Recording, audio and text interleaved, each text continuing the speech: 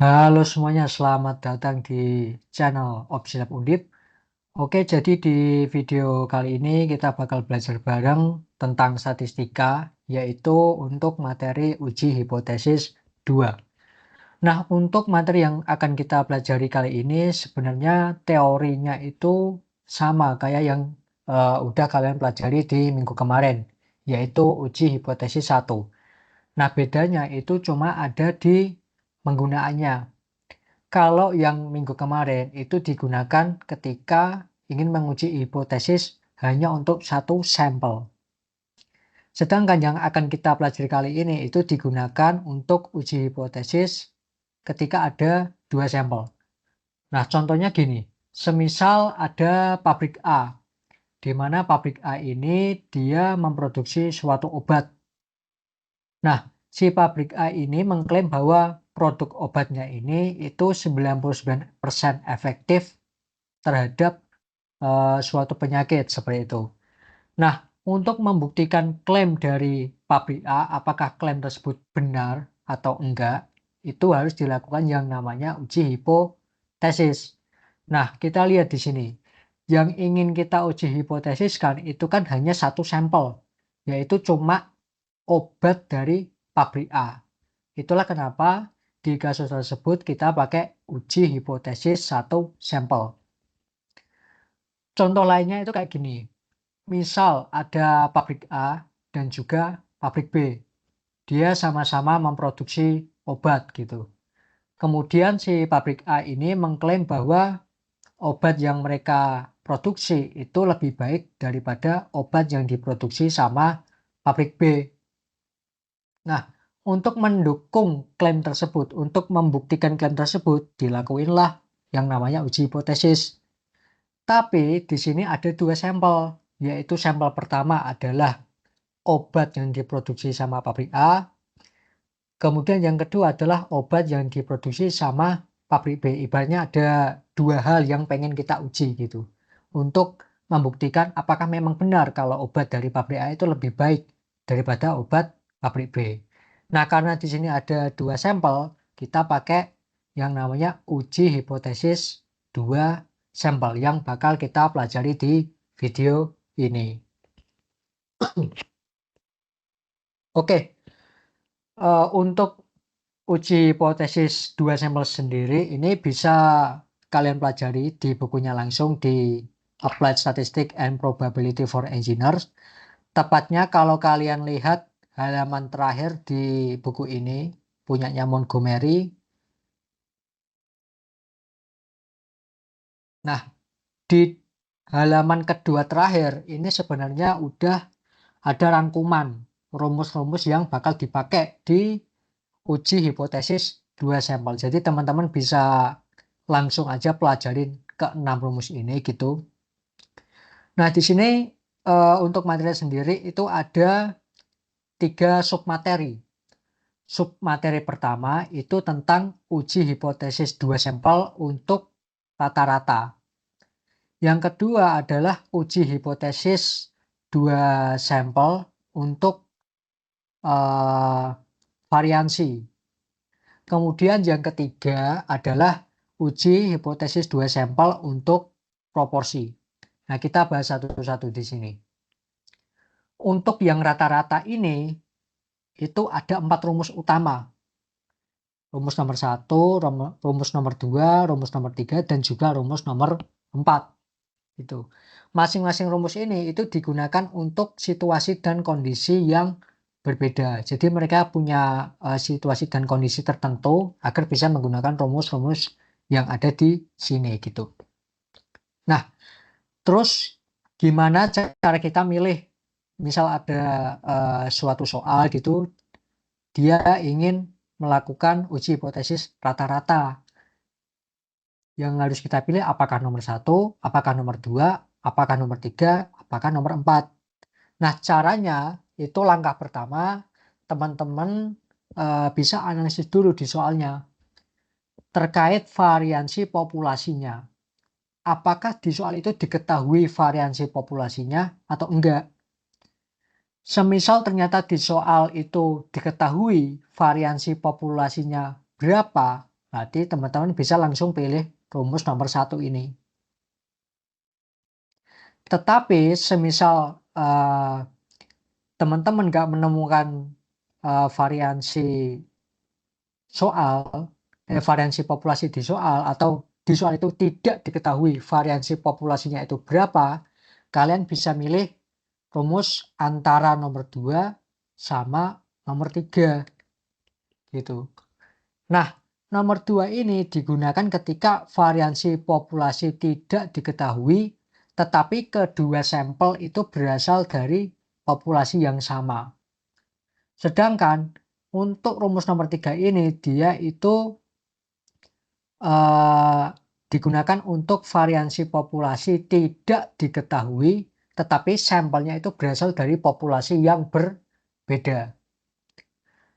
Nah, untuk yang rumus nomor 4, itu dia agak beda sama 3 rumus sebelumnya. Jadi nomor 4 itu namanya paired data atau data berpasangan.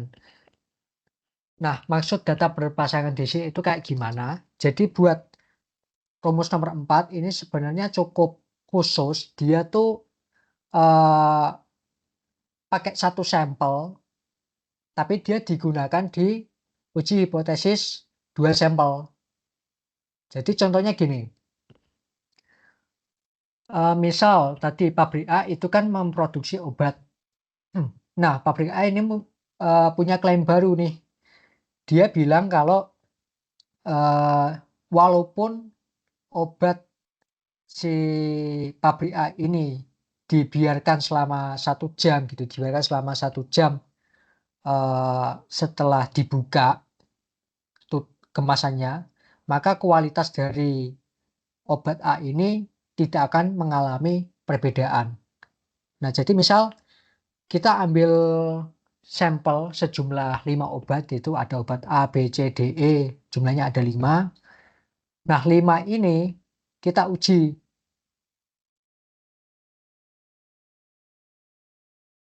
Kita uji kemasannya dibuka selama 1 jam misal. Nah, di sini peneliti bakal ngambil 2 data, yaitu data pertama adalah ketika obat belum dibuka. Data kedua adalah ketika obat 1 jam setelah dibuka untuk dibandingkan kualitasnya. Nah, di sini itu kan datanya sebenarnya berasal dari satu sampel yang sama, bukan 2 sampel yang berbeda. Tetapi cara pengambilan datanya itu dilakukan di waktu yang berbeda, before after. Makanya dia termasuk ke dalam kasus data berpasangan karena datanya itu sebenarnya dari sampel yang sama gitu. Nah, kalau teman-teman menemui kasus kayak gitu, teman-teman bisa pakai rumus yang nomor 4 gitu. Jadi gitu cara milihnya antara 1, 2, 3 sama 4.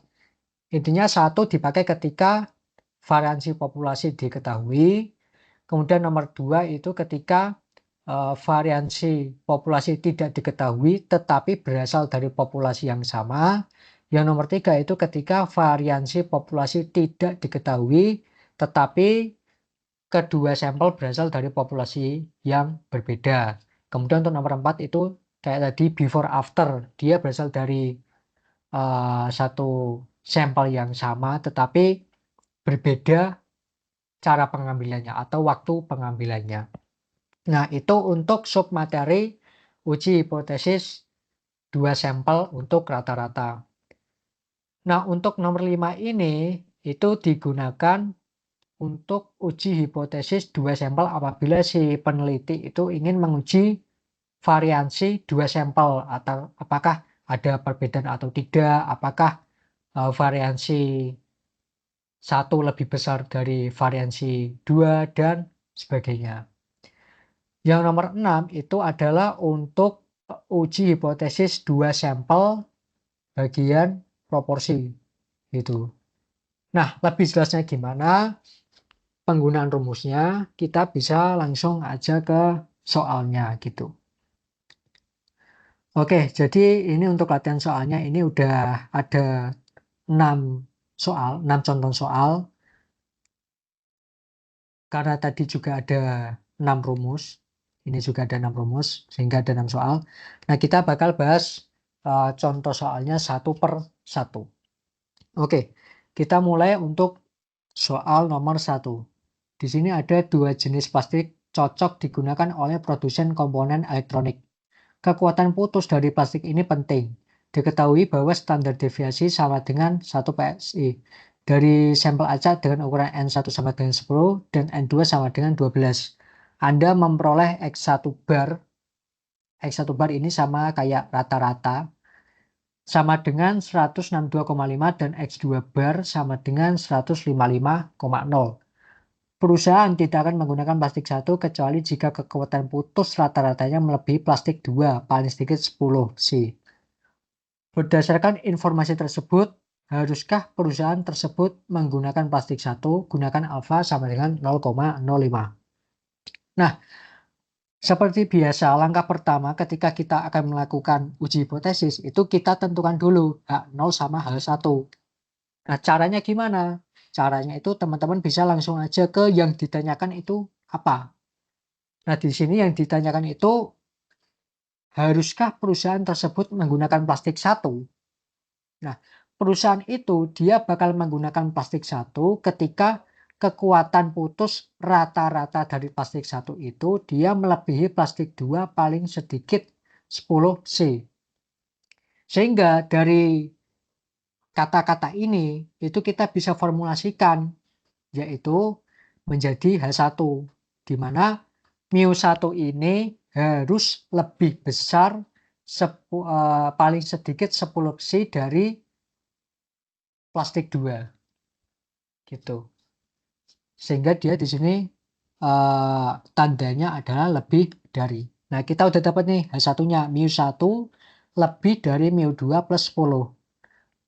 Nah, kenapa kita di sini pakai rata-rata? Kenapa kita tidak pakai proporsi? Kenapa tidak pakai variansi? Karena di sini itu yang dijadikan parameter perusahaan menggunakan plastik 1 atau enggaknya itu kan dari kekuatan putus rata-rata. Sehingga di sini kita pakai rata-rata. Oke, kembali lagi. Di H1 ini kita udah dapat μ1 lebih dari μ2 plus 10 gitu. Tapi kita kembali lagi ke soal. Karena di bukunya Montgomery itu penulisannya kayak gini, maka dari persamaan yang udah kita dapat tadi itu harus diubah ke bentuk kayak gini. Nah, caranya berarti tinggal dipindah ruas saja. μ2 ini kita pindah ruas ke kiri. Jadi minus. Yang awalnya positif, dia jadi minus. Lebih dari 10. Nah, kita H1 udah dapat. Berarti H0-nya itu tinggal ngikutin. Dia μ1 kurangi μ2 sama dengan 10. Di mana 10 ini dia bertindak sebagai delta 0. Nah, langkah selanjutnya kita cari alfanya atau taraf signifikansi. Di sini di soal sudah diketahui kalau alfanya itu 0,05. Berarti alfa sama dengan 0,05. Kemudian daerah kritisnya itu teman-teman bisa lihat lagi di rumusnya. Di sini H1 kita itu pakai tanda lebih dari.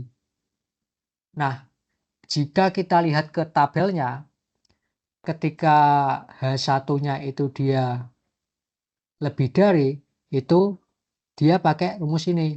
Z0 lebih dari Z alfa. Z0 lebih dari Z alfa. Tinggal alfanya 0,05, berarti Z0 lebih dari 1,64. Nah, nilai 1,64 ini bisa teman-teman baca di tabel. Boleh dari tabel Walpole atau tabel yang ada di buku Montgomery, itu sebenarnya sama. Nah, setelah dapat semuanya, kita tinggal uji statistik. Nah, uji statistik ini kenapa kita pakai rumus nomor 1? Itu karena di sini diketahui bahwa standar deviasi sama dengan 1 C. Gitu. Nah, standar deviasinya kalau udah diketahui, otomatis variansinya juga pasti udah diketahui. Karena variansi itu kan kuadrat dari standar deviasi. Makanya kita pakai rumus pertama. Karena syarat penggunaan rumus pertama itu adalah variansinya diketahui. Dan di sini variansi populasi itu diketahui, yaitu 1C. Gitu.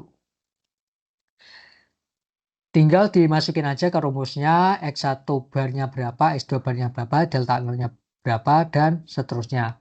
Nah, X1 bar ini itu berarti kan rata-rata dari plastik 1. Nah, rata-rata plastik 1 itu kan rata-rata kekuatan putusnya 162,5, berarti 162,5. Kemudian yang X bar 2 dia 155,0. Tinggal dimasukin 155,0. Kemudian delta nolnya itu kan tadi 10.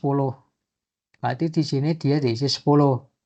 Per akar variansi itu 1 kuadrat karena tadi standar deviasinya itu 1 dibagi N1 yaitu 10 ditambah sama 1 kuadrat dibagi N2 yaitu 12. Tinggal dihitung, ketemu hasilnya Z0 sama dengan men 5,84. Nah, setelah ketemu, kita putuskan apakah kita tolak H0, apakah kita jangan tolak H0.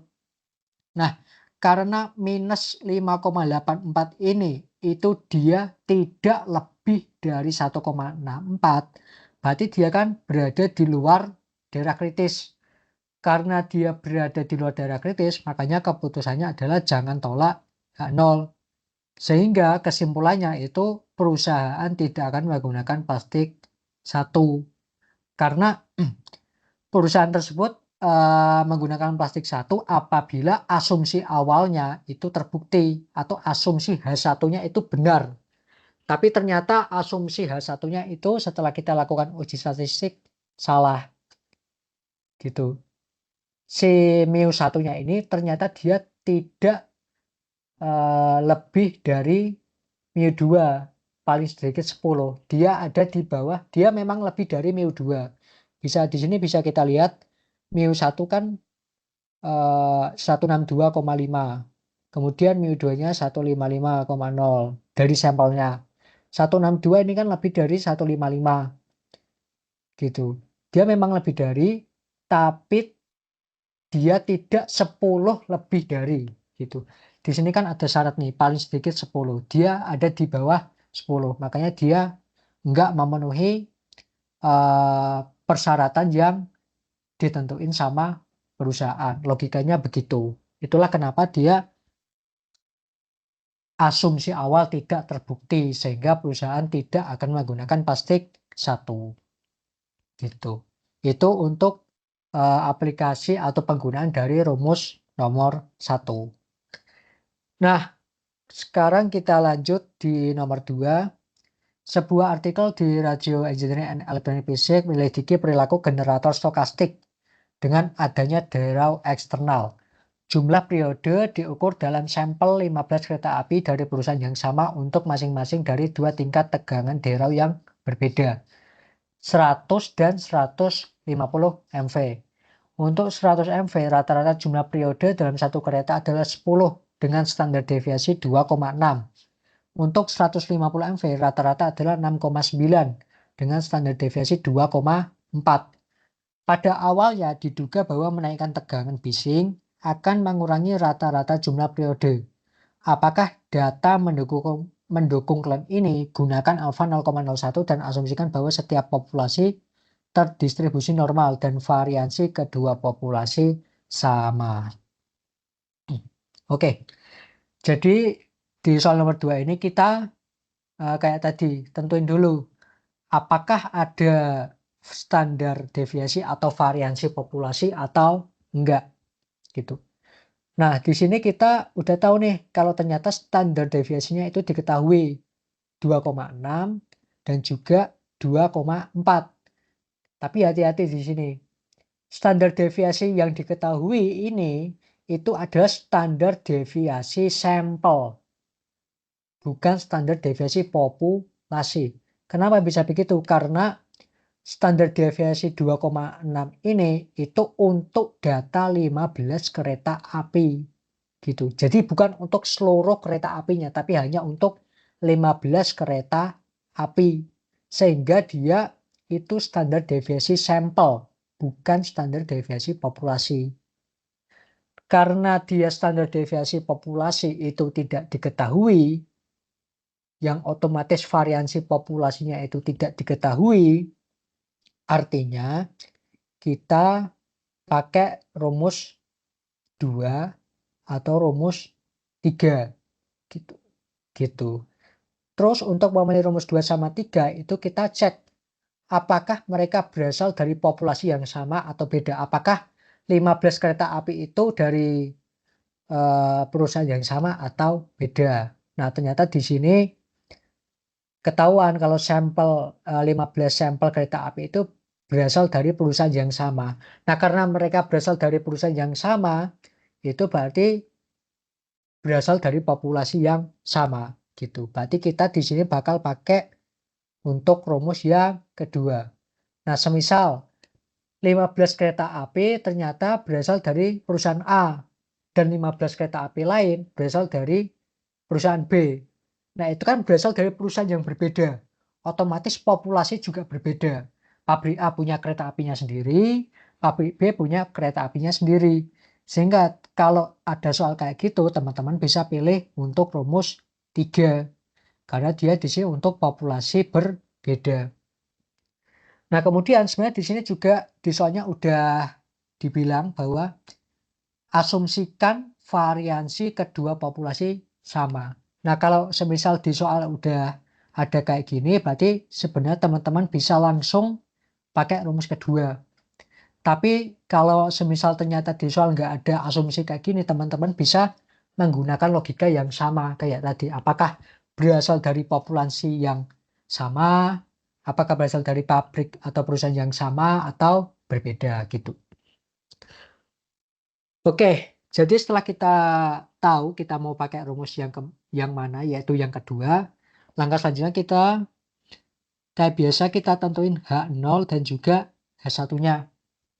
Nah, cara nentuinnya sama ya, kayak tadi yang ditanyakan tuh apa sih gitu. Nah, yang ditanyakan ini, dugaan awalnya kan ini. Pada awalnya diduga bahwa menaikkan tegangan bising akan mengurangi rata-rata jumlah periode. Artinya semakin gede periode bisingnya, dugaan awalnya semakin kecil rata-rata jumlah periode. Misalkan 100 ini sebagai mu1 dan 150 ini sebagai mu2. Berarti kan dugaan awalnya gini, mu1 itu dia lebih gede daripada mu2. Gitu. Karena semakin gede tegangan bisingnya, semakin kecil rata-ratanya. Berarti mu1 karena dia memiliki rata-rata yang lebih kecil daripada mu2, berarti dugaan awalnya mu1 ini dia lebih dari mu2. Itu yang kita lihat itu yang ini rata-rata mengurangi jumlah berkebalikan gitu. Sehingga kita bisa formulasikan dari dugaan ini menjadi H1 yaitu mu1 lebih dari mu2 atau rata-rata jumlah periode tegangan bising 100 itu lebih besar dari rata-rata jumlah periode saat tegangannya 150 gitu. Sama kayak tadi kita samain cara penulisannya. Ini pindah ruas kayak gini, kemudian ini 0. Nah, setelah H1 ketemu, H0-nya tinggal ngikutin. H0 sama dengan mu1 dikurangi mu2 sama dengan 0. Nah, untuk alfanya ini kan 0,01. Berarti di sini kita ganti alfanya menjadi 0,01. Nah, daerah kritisnya itu bisa kita lihat di H1-nya. Di sini H1 kita pakai lebih dari. Nah, kita lihat di rumusnya. Untuk rumus kedua, H1 lebih dari kan ini. Nah, berarti kita pakai daerah kritis yang ini. T0 lebih dari T alfa N1 plus N2 dikurangi 2. Nah, berarti kita pakai daerah kritis yang ini. Alfanya 0,01, N1-nya 15, N2 juga 15 dikurangi 2. Sehingga dia T 0,01 untuk V sama dengan 28. Nah, teman-teman juga bisa cek aja di tabelnya di sini, di tabel Montgomery.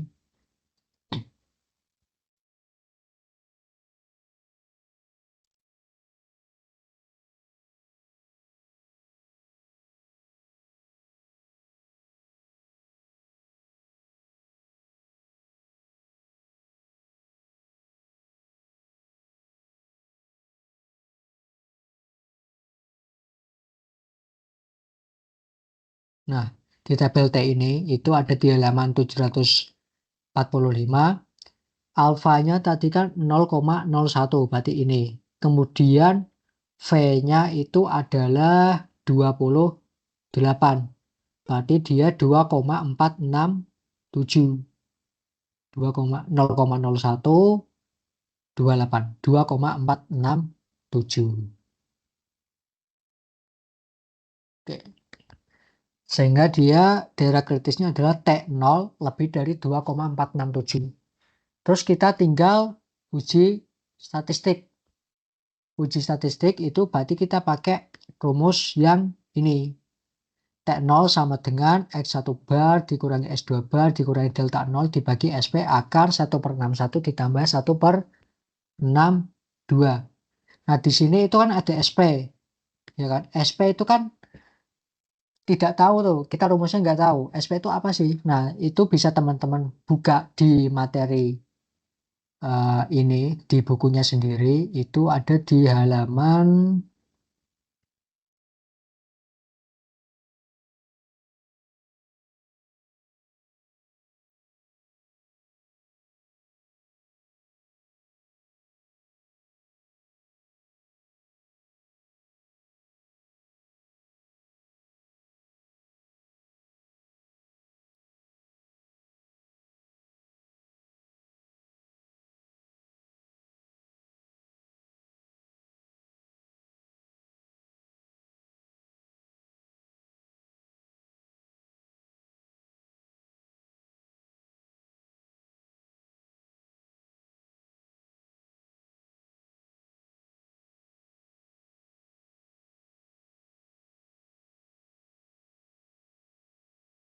nah, ini ada di halaman 383. SP kuadrat sama dengan ini. Berarti kalau dia SP, berarti kan ini tinggal di akar. Sehingga untuk menghitung rumus T0-nya tadi, kita harus tahu nilai SP-nya berapa. Nah, kita hitung dulu berarti nilai SP sama dengan akar N1 dikurangi 1 S1 kuadrat ditambah N2 min 1 S2 kuadrat dibagi N1 plus N2 dikurangi 2. Kita tinggal masukin N1-nya 15 dikurangi 1. S1 kuadrat itu adalah variansi sampel. Gitu. Jadi kalau variansi sampel itu lambangnya itu S. Kalau semisal dia variansi populasi, itu lambangnya dia kayak gini, sigma. Nah, ini buat variansi populasi. Nah, untuk variansi sampel itu kayak gini. Nah, gitu ya. Oke, lanjut. Variansi pertama tadi kan standar deviasi kan 2,6. Berarti variansi 1 adalah 2,6 kuadrat. Ditambah N2 15 dikurangi 1. Variansi kedua adalah 2,4 kuadrat. Dibagi N1 tambah N2 min 2. 15 tambah 15 min 2. Ketemulah hasilnya itu 2,502. Tinggal dimasukin ke rumus T0-nya. X1 rata-ratanya tadi adalah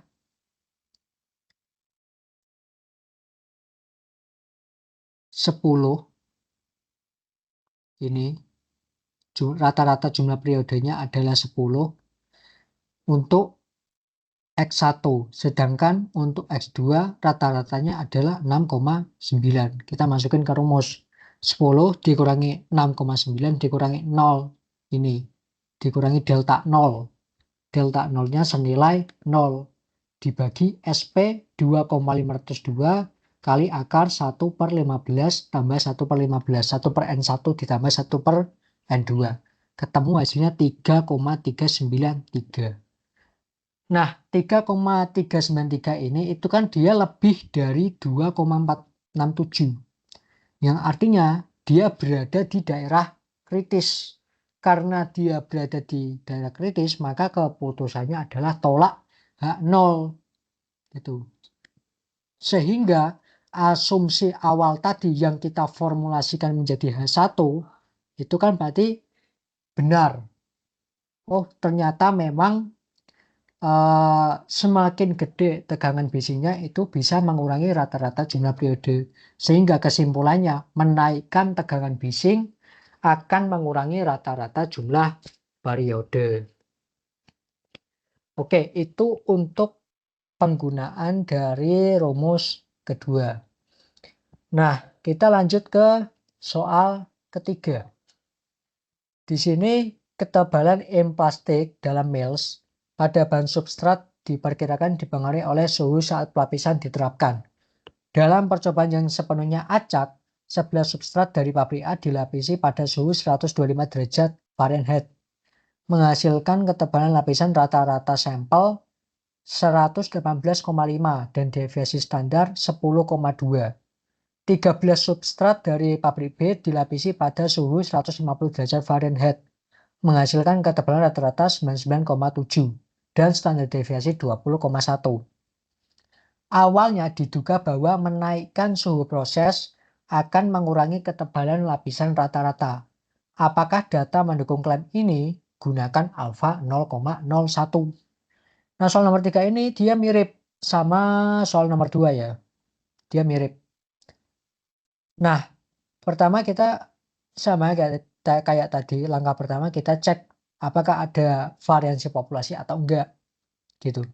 Di sini diketahui ada yang namanya standar deviasi atau deviasi standar sama aja, yaitu 10,2 dan juga 20,1. Tapi lagi-lagi standar deviasi di sini itu adalah untuk sampel. 10,2 ini itu standar deviasi untuk 11 sampel.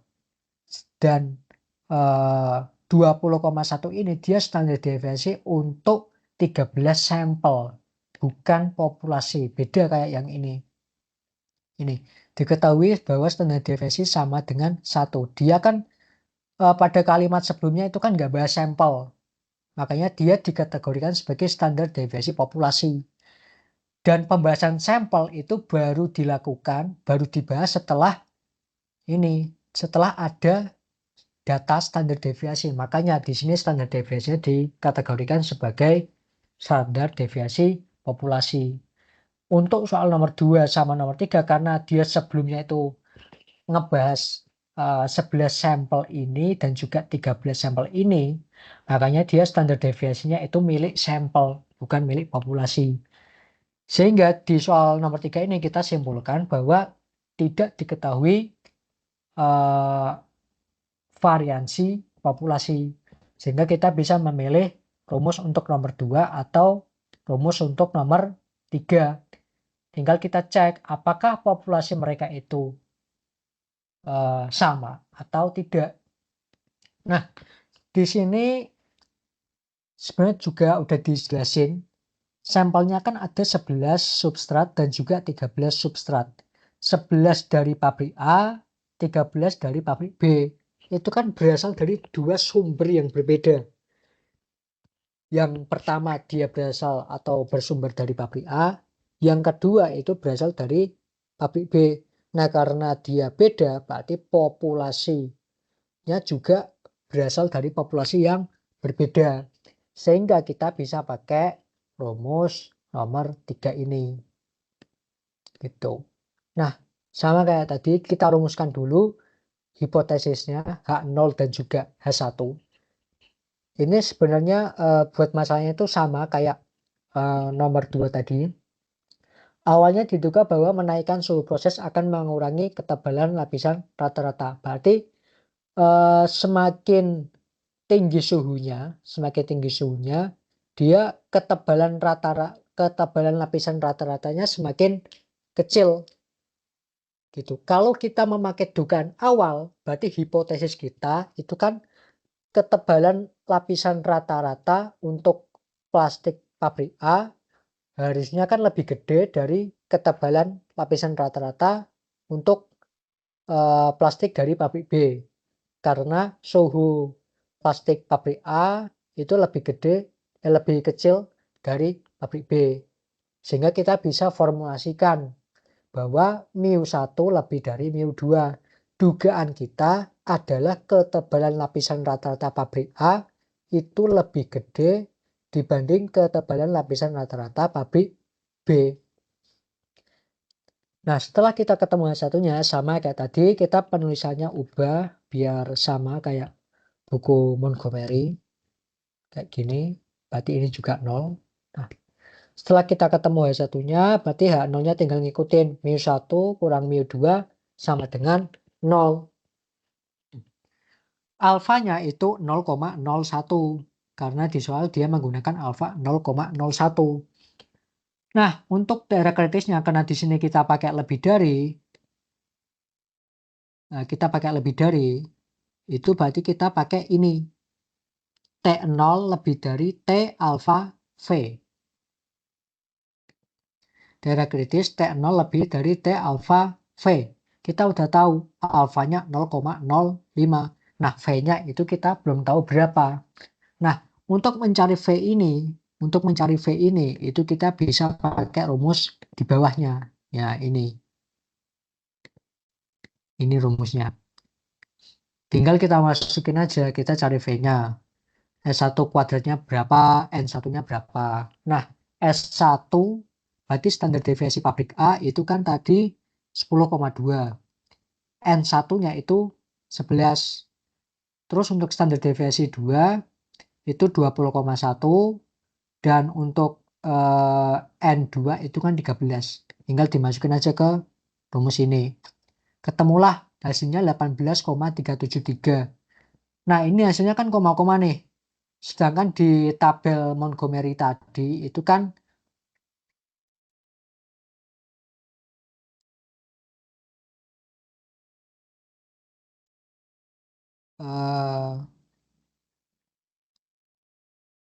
nah, di tabel Montgomery ini untuk tabel T,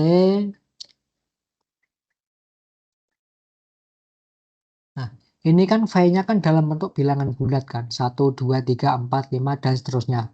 Makanya di sini kita buletin jadi 18. Gitu. Sehingga kita harus mencari T 0,01 dengan V 18. Kita cari aja di sini. 0,01 kan ini. Kemudian 18 kan ini. Nah, berarti dia 2,552. Nah, 2,552 ketemu. Setelah kita tahu daerah kritisnya, kita tinggal uji statistik pakai rumus ketiga tadi. Nah, pakai rumus ini yang atas. Tinggal kita masukin lagi. X1 barnya. Berarti kan ini rata-rata sampelnya tadi kan ini 118,5 dan juga 99,7. Ini untuk X1, ini untuk X2. Kita masukin delta 0-nya itu dia 0, akar S1 kuadrat tadi udah diketahui 10,2 sama 20,1, N1-nya 11, N2-nya 13. Tinggal dioperasiin, ketemu hasilnya 2,953. Nah, 2,953 itu dia kan lebih dari 2,552. Artinya T0 ini dia masuk ke dalam daerah kritis. Karena dia masuk dalam daerah kritis, berarti keputusannya adalah tolak H0. Jika kita menolak H0, berarti H1 tadi yang kita jadikan sebagai asumsi awal, yaitu dugaan awal bahwa menaikkan suhu proses akan mengurangi ketebalan lapisan rata-rata ternyata benar. Sehingga kesimpulannya adalah menaikkan suhu proses memang akan mengurangi ketebalan lapisan rata-rata. Itu untuk penggunaan dari rumus yang ketiga. Nah, kita beralih ke soal nomor 4. Nah, di sini yang kasus khusus tadi. Dia sebenarnya cuma satu sampel, satu jenis sampel. Cuma pengambilan datanya itu dia berulang gitu. Ada before sama after. Nah, ini biasanya ciri khasnya tuh di sini ada before sama after. Nah, jadi di soal nomor 4 ini 5 pria dewasa berusia antara 35 dan 50 tahun berpartisipasi dalam sebuah penelitian untuk mengevaluasi efek diet dan olahraga pada kadar kolesterol darah. Kolesterol total diukur dalam setiap subjek pada awalnya dan kemudian 3 bulan setelah berpartisipasi dalam program latihan aerobik dan beralih ke diet rendah lemak. Data ditunjukkan pada tabel berikut. Nah, berarti kan gini, dia ada 5 subjek, ada 5 pria dewasa gitu. Nah, ada pengambilan data before sama after. After ini kan 3 bulan setelah berpartisipasi. Nah, saat melakukan pengambilan datanya ini, 5 orang yang diambil datanya waktu before, itu sebenarnya kan 5 orang yang sama ketika pengambilan data after kan. Nah, itulah kenapa dia ya sebenarnya cuma satu sampel doang gitu, bukan 2 sampel. Tapi dia karena ada before afternya, dia waktu pengambilan datanya itu berbeda, dia bisa dimasukin ke 2 sampel di paired data atau data berpasangan gitu. Kemudian pertanyaannya, apakah data mendukung klaim bahwa diet rendah lemak dan aerobik memiliki nilai dalam menghasilkan penurunan rata-rata dalam kadar kolesterol darah? Gunakan alfa 0,05. Nah, di sini karena kita udah tahu ada before after, dia berasal dari sampel yang sama sebenarnya, berarti kita bisa langsung pakai rumus yang keempat per data ini. Nah, langkah pertama kita formulasikan dulu hipotesisnya. Di sini kita ingin cari tahu apakah datanya memang mendukung klaim bahwa diet rendah lemak dan aerobik memiliki nilai dalam menghasilkan penurunan rata-rata dalam kadar kolesterol darah. Jadi kayak setelah berpartisipasi di programnya, apakah si kolesterolnya itu benar-benar menurun atau enggak sih gitu. Berarti kan kalau emang dia menurun, harusnya kan before-nya ini lebih besar dari si after-nya. Sehingga di H1 ini bisa kita formulasikan mu1 lebih dari mu2. Nah, kita samain kayak gini ya. Nah, caranya itu sama kayak tadi. mu2-nya tinggal dipindah aja ke sini jadi minus lebih dari 0. Nah, tapi di sini kan pakai mu-d. Nah, kita tinggal ganti aja. mu1 min mu2 itu sama aja kayak mu-d. Mu-d itu istilahnya selisih antara dua rata-rata sehingga bisa digabung menjadi mu-d lebih dari 0. Alfanya di sini kita pakai 0,05. Kita ganti ke 0,05. Nah, daerah kritisnya tadi kita kan pakai lebih dari. Ketika kita pakai lebih dari, berarti T0 lebih dari T alfa N min 1. Kita pakai T alfa N lebih dari T0 lebih dari T alfa N min 1. Alfanya udah diketahui 0,05. N-nya itu tadi ada 5 subjek. Berarti 5 dikurangi 1 sama dengan 4. Sama kayak tadi, tinggal dicari di tabel T. Ketemunya adalah 2,132 gitu. Nah, setelah itu kita uji statistik menggunakan rumus keempat. Nah, di sini kan ada D bar sama SD. Nah, D bar ini berarti dia tuh rata-rata dari selisih rata-rata antara before sama after. Kalau SD berarti tinggal standar deviasi dari selisih rata-ratanya Gitu. Berarti di sini kita bikin tabel dulu, ada subjek, before, after, sama D-nya. Kita hitung selisihnya berapa antara before, after. 265 dikurangi 229, 36. Sampai 251 dikurangi 238 sama dengan 13. Setelah kita dapat selisih-selisihnya, kita hitung rata-ratanya, ketemulah dia 28,800 dan standar deviasinya adalah 18,606. Tinggal kita masukin ke rumus. D-nya tadi rata-ratanya adalah 28,800 dibagi SD 18,606 dibagi N. N-nya itu akar 5 dan hasilnya 3,461. Nah, daerah kritis tadi kan 2,132, lebih dari 2,132. Yang artinya nilai ini itu kan berada di daerah kritis, berada di dalam daerah kritis. Karena dia berada di dalam, berarti dia tolak H0 keputusannya. Sehingga hipotesis awal kita, kalau datanya mendukung klaim bahwa dia terendah lemak dan aerobik, memiliki nilai dalam hasil penurunan rata-rata dalam kadar kolesterol darah. Oh, ternyata benar. Setelah dia mengikuti programnya, ternyata kolesterol darahnya bisa menurun gitu. Sehingga kesimpulannya adalah dia terendah lemak dan aerobik memiliki nilai dalam menghasilkan penurunan rata-rata dalam kadar kolesterol darah. Seperti itu. Itu untuk penggunaan dari rumus rumus keempat. Nah, lanjut kita ke soal nomor 5.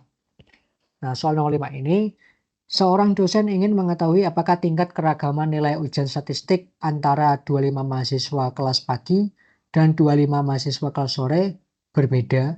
Dari hasil pengolahan data diperoleh bahwa variansi nilai ujian kelas pagi sebesar 28, sedangkan variansi nilai ujian kelas sore sebesar 25. Dengan asumsi taraf signifikansi 5%, tentukan apakah terdapat perbedaan variansi antara kedua kelas tersebut. Nah, di soal nomor 5 ini, kita udah nggak bahas rata-rata lagi. Di kalimat awal pun udah jelas. Ingin mengetahui apakah tingkat keragaman. Tingkat keragaman itu kan variansi. Nilai ujian statistik antara 25 kelas pagi dan 25 kelas sore itu beda atau sama sih? Gitu. Sehingga kita bisa langsung pakai rumus nomor 5 ini.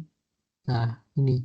Tinggal kita tentuin H1-nya kita pakai lebih dari, kurang dari, atau tidak sama dengan. Nah, di sini kan sebenarnya dosen cuma pengen tahu dia beda atau enggak sih. Enggak pengen tahu, bukan ingin tahu lebih besar atau lebih kecil sih, tapi dia to the point langsung pengen tahu dia variansi kelas pagi itu sama atau beda sih sama variansi untuk kelas sore. Sehingga karena dia cuma pengen tahu beda atau enggaknya, kita pakai tanda tidak sama dengan gitu. Sehingga H1 itu variansi 1 tidak sama dengan variansi 2. Sehingga H0-nya variansi 1 sama dengan variansi 2. Alfanya kita pakai 5% atau 0,05.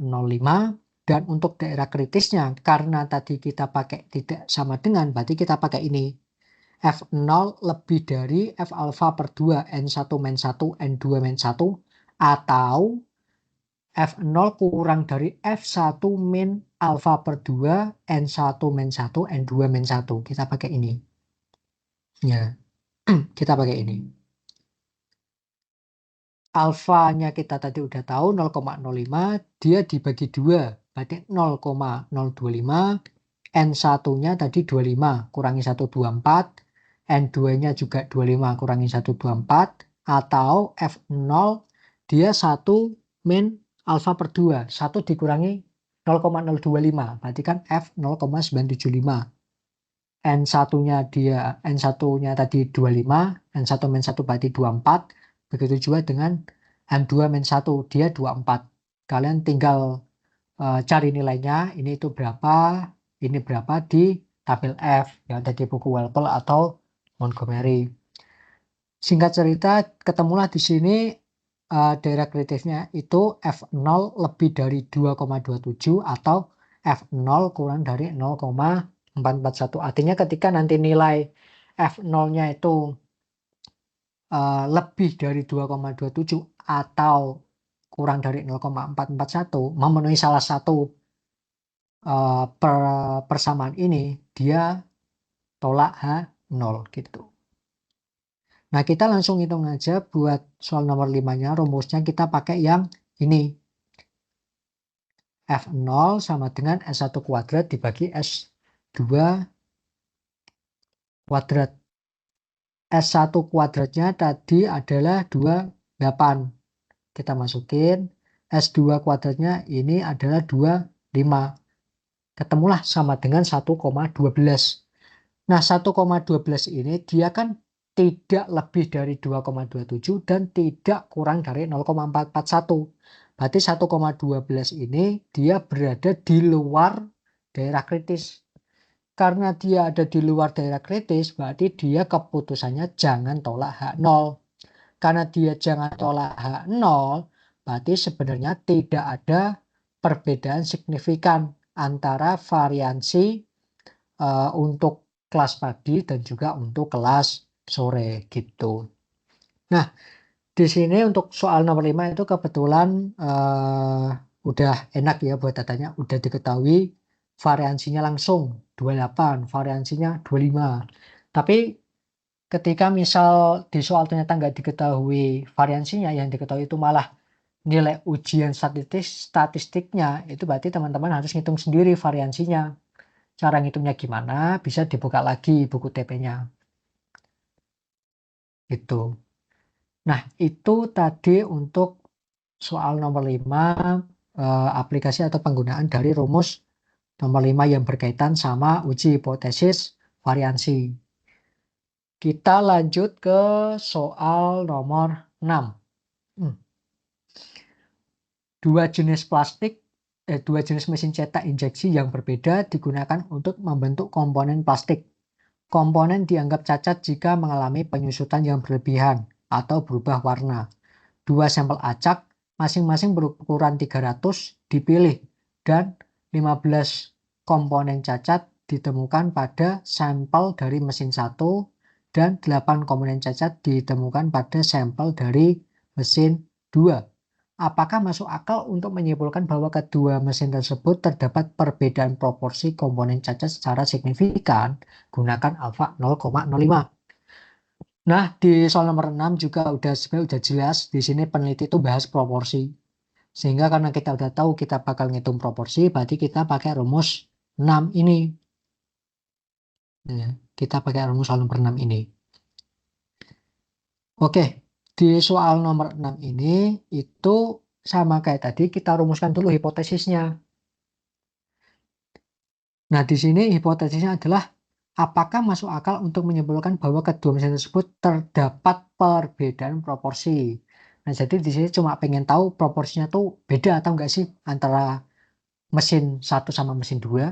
Karena dia cuma pengen tahu beda atau enggaknya, kita H1-nya pakai ini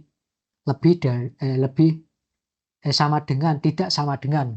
Maaf, H1 proporsi 1 tidak sama dengan proporsi 2. H0-nya tinggal ngikutin, berarti dia proporsi 1 sama dengan proporsi 2. Kemudian kita pakai alfa 0,05. Alfa 0,05. Nah, untuk daerah kritisnya, karena tadi kita pakai tidak sama dengan, berarti kita pakai yang ini. Z mutlak dari Z0 lebih dari Z alfa per 2. Sehingga alfanya tadi 0,05, berarti daerah kritisnya mutlak Z0 itu lebih dari Z 0,025 atau Z mutlak Z0 lebih dari 1,96. Ini yang akan kita jadikan sebagai daerah kritis. Nah, untuk uji statistiknya di sini itu kan ada P1 topi, P2 topi, sama P topi. Nah, untuk P1 topi itu dia sama aja kayak proporsinya, proporsi sampelnya dari mesin 1 itu berapa. Kemudian berarti P2 topi itu proporsi sampel untuk mesin 2 tuh berapa. Berarti tinggal dibagi aja. Yang jumlah sampelnya berapa, itu kan 300. Nah, proporsi cacatnya untuk mesin pertama itu kan ada 15 komponen. Sehingga P1 topi itu tinggal 15 dibagi 300. Hasilnya 0,050 atau 5%. Gitu. Kemudian untuk P2 sama kayak tadi, jumlah sampelnya itu ada. Oke, kemudian sama kayak tadi yang proporsi 2 itu jumlah sampelnya ada 300 dan jumlah komponen yang cacat itu ada 8. Sehingga untuk proporsi 2 ini itu tinggal 8 dibagi 300, hasilnya 0,027. Nah, untuk P topi ini itu proporsi gabungan. Dia menggabungkan antara proporsi 1 sama proporsi 2. Nilainya berapa? Rumusnya itu X1 tambah X2 dibagi N1 plus N2. X1 itu komponen cacatnya. Berarti kan ini nih 15. Kemudian X2-nya 8. Kemudian N1-nya 300, N2-nya 300. Ketemulah P topinya itu 0,038. Nah, kita udah ketemu semua nih yang diperluin buat ngitung rumusnya. Tinggal dimasukin ke rumus. P1 topinya 0,050, P2 topinya 0,027, P topinya 0,038, N1 sama N2-nya sama-sama 300. Ketemulah Z0 itu 1,473. Nah, di sini mutlak dari 1,473 kan 1,473 juga, positif 1,473. Dia kan tidak lebih dari 1,96. Sehingga nilai ini itu kan berada di luar daerah kritis. Karena dia berada di luar daerah kritis, berarti keputusannya adalah jangan tolak H0. Sehingga asumsi awal kita itu tidak terbukti. Yang artinya kesimpulannya tidak terdapat perbedaan signifikan proporsi antara dua jenis mesin. Gitu. Itu untuk penggunaan rumus nomor 6. Oke, jadi gitu ya penggunaan rumus-rumus yang bakal kita pakai di uji hipotesis 2 sampel. Jadi intinya tuh masing-masing rumus ini tuh punya situasi dan kondisi tertentu. Rumus pertama situasi kondisi gini sampai rumus ke-6 itu dipakai ketika kasusnya kayak gini gitu. Terus tinggal nanti kalian tentuin dulu aja H1-nya pakai yang mana. Setelah kalian dapat H1, kalian tentuin daerah kritisnya pakai yang mana. Kalau daerah kritisnya kalau misal H1-nya kita pakai ini, berarti daerah kritis pakai ini. Kalau H1-nya pakai yang ini, berarti kita pakai ini dan seterusnya. Oke, mungkin itu saja pembahasan pada kali ini. Semoga yang kami sampaikan terkait uji hipotesis 2 sampel ini bisa membantu teman-teman semuanya. Jika ada yang mau ditanyain bisa langsung tanyain aja di kolom komentar.